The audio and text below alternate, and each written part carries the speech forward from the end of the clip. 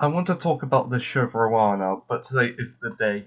I saw glimpses of the show every now and again, and the show I'm talking about is Lego Monkie Kid. A show and a Lego line inspired by a classic Chinese story, Journey to the West, following the adventures of a teenage boy known as MK, by getting powers of an old warrior known as the Monkey Kid to guide him to master his powers.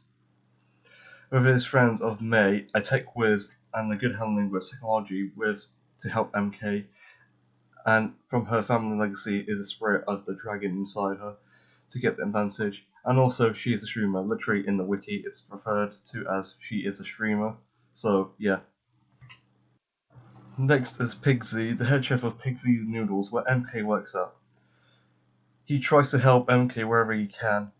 Next is Sandy, a buff blue person, but is a gentle giant at heart, and peace-loving member of the Monkey Kids, which is basically the group that MK and May and others have formed. Basically, like Ninjago, the ninja, the group. So basically, it's just the group that fights evil.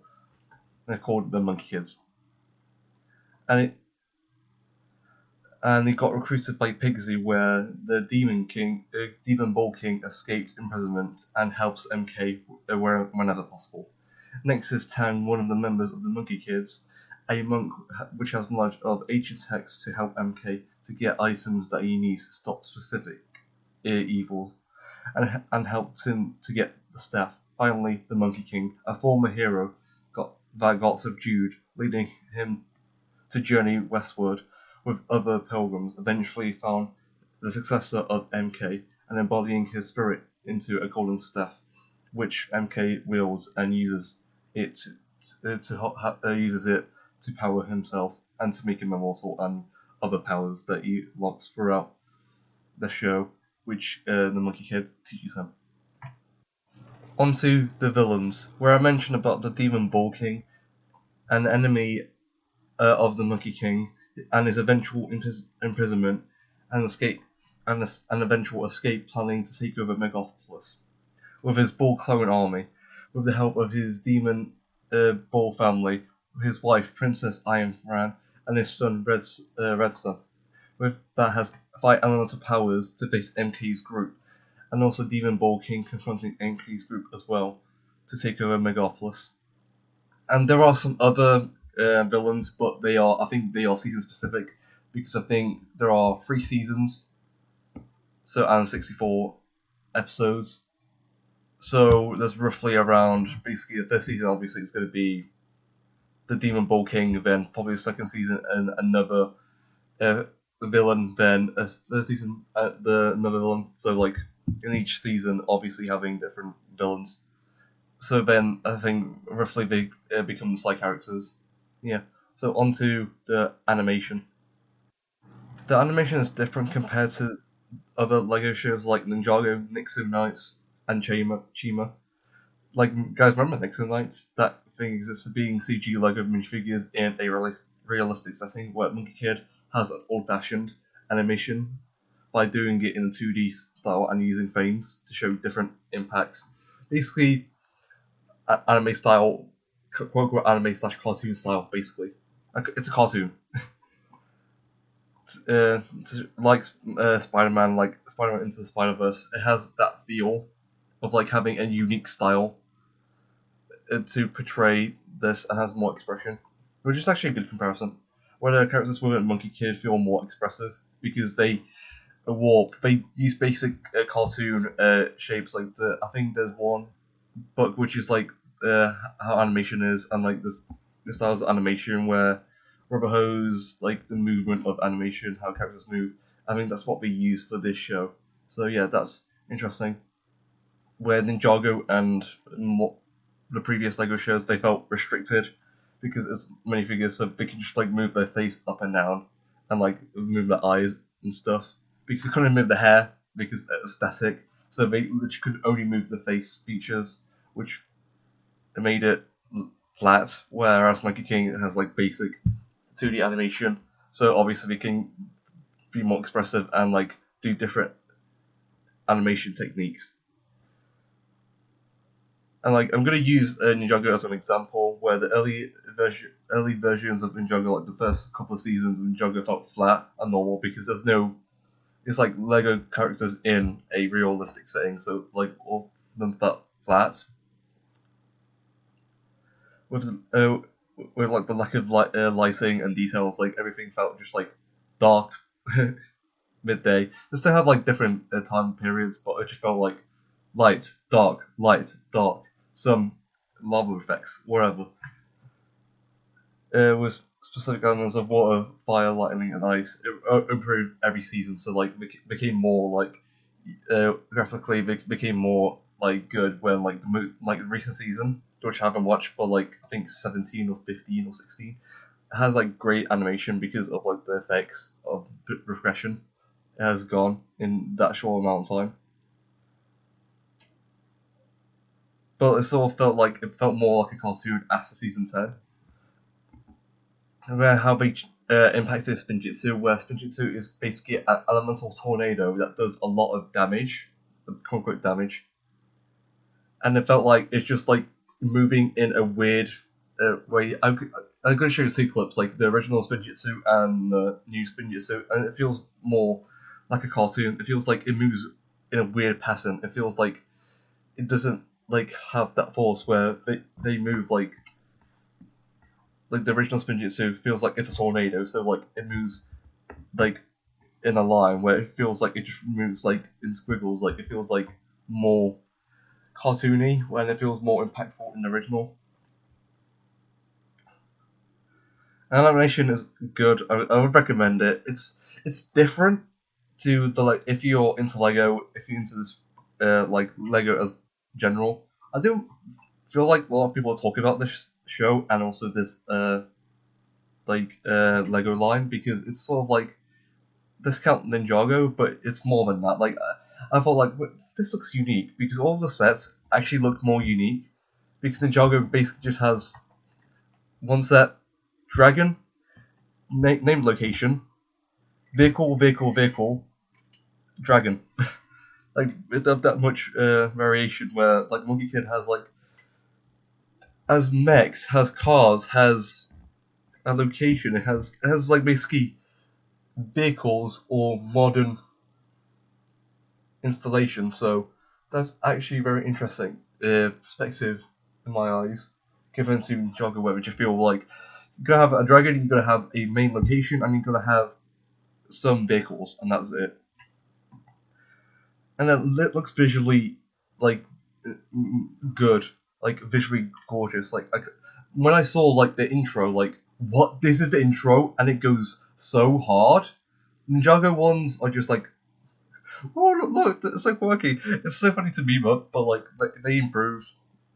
I don't know. The intros were just basic. Like this made me invested in the show just from the intro, and the music adds to it as well from the intro as well. I'm not gonna play it in like intro in full, but you can watch the intro if it's on YouTube. If you're watching this on YouTube, you can watch it in intro on YouTube because it's so good. Because it just does something different. Because I think it's a mixture of CG backgrounds and 2D characters, which what? That's insane. And has like a weird mixture of Ninjago style music mixture with electronic. Because I think each season of Ninjago had different versions of music. The first two seasons had the basic Ninjago score. Then in the third season, where it went more electronic. Then the fourth one more jungle. Uh, uh, fifth one more ghostly, more basically more horror, more mystery. Five more action buckling adventure. One was like timey. Like they experiments with different musics to different music to make it more impactful, which I can see in Monkey Kid that they tried to do that as well.